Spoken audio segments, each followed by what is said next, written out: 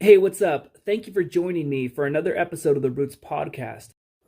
Today, I want to continue on from our last episode where we talked about native nobility. In this video, let's talk about Spanish nobility. First of all, why was nobility and monarchies important to the ancient world?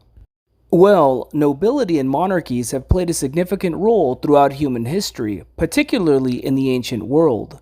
These systems of governance and social structure served several essential functions. Legitimacy. In a world often characterized by violence, governments require legitimacy in order to function and to provide law and order. Continuity and stability. Monarchies and nobility often had hereditary succession, providing continuity of leadership. This succession helped to ensure the transfer of power, and it made the process orderly and predictable, and this contributed to the stability of the kingdom or empire. Centralized power and authority. Monarchies provided a central authority figure, which was crucial for maintaining order and stability. The king or queen made important decisions, implemented laws, and provided a focal point for loyalty and identity. This was particularly important in large empires that spanned vast territories.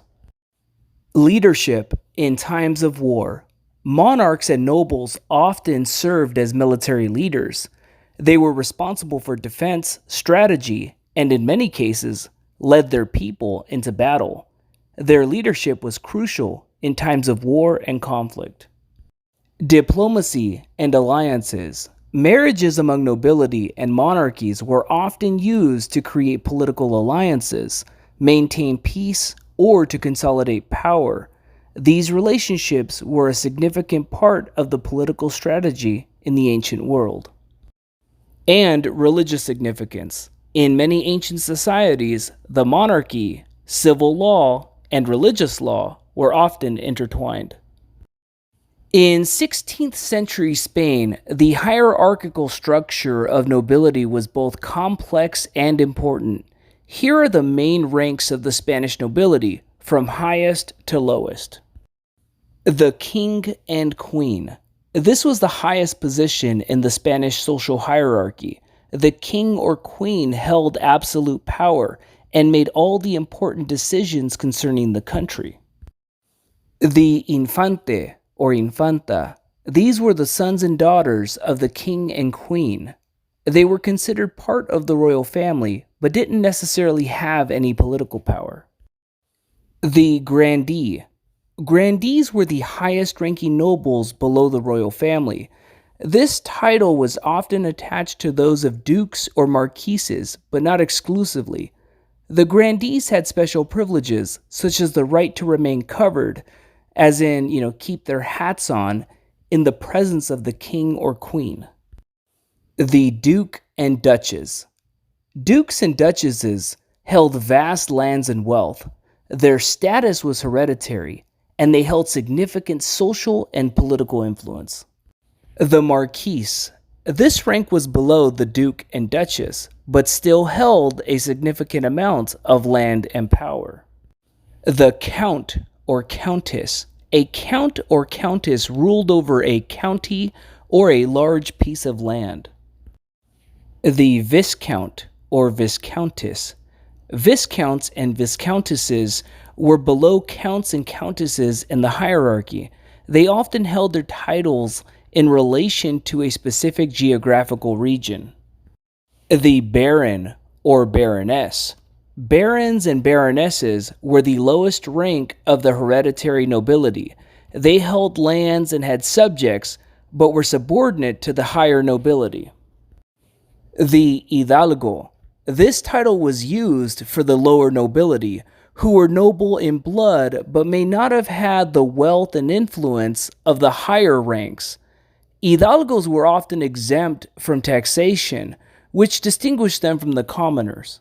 If you are Mexican or from another part of Spanish America and you have Spanish ancestry, and I'm talking about deep Spanish ancestry from the colonial period, it's very likely that you have an Hidalgo in your family tree. This title was given to people when they established a new town or a new city. It was considered to be, service on behalf of the Spanish Empire. And as part of that service, you were granted the title of Hidalgo. So, for example, some of my ancestors were involved in the establishment of Zamora, Michoacan. And because of that, there are people in my family tree that carry the honorific titles Don and Doña. Those were traditional titles that were used to address people of noble lineage. And in this case, their rank would have been that of Hidalgo. And like I said, many of you are going to find this in your family tree, and it's because you descend from people who founded, who established the cities of places like Guadalajara, San Luis Potosi, Monterrey, Mexico City, etc. The caballero, or knight. Knights were not necessarily nobles by birth. They were professional soldiers who were granted a title for their service. Now, for the most part, all of these titles of nobility came into existence in the 11th century when the crown or monarchy of Castilla itself came into existence. The monarchy would hand out these titles of nobility that oftentimes were hereditary to people who were loyal to the monarchy. And many of these titles, perhaps most of them, began as military awards. So, folks that had contributed to the Reconquista of the Iberian Peninsula, and if they had a significant service to the monarchy, they were granted one of these titles, and these titles continued in perpetuity in many cases. When it comes to the higher ranking noble titles, such as Duke or Duchess, those noble titles were mostly given out during the Reconquista, in the wars against the Muslims, but very few of those high-ranking titles were handed out in the Americas. The titles most likely to be received in the Americas were that of Hidalgo and Caballero. In the case with Hidalgo, it was handed out to people who served as conquistadors or those who established a new city. And the title of conquistador was not a noble title, but it still carried a lot of prestige. And it was only given to people who served in one of the conquests that brought new land into the Spanish Empire. And the title of caballero or knight was typically handed out to people who served as conquistadors in one of the conquests of the 1500s or in one of the military expeditions in subsequent centuries. But not all conquistadors reached the rank of caballero. And so people who served in the conquest throughout the 1500s, such as the conquest of the Aztecs, the conquest of Jalisco, all the way up until the conquest of New Mexico, anybody who served in those expeditions was referred to as a conquistador. Overall, the title of conquistador should be thought of as a military designation rather than a title of nobility.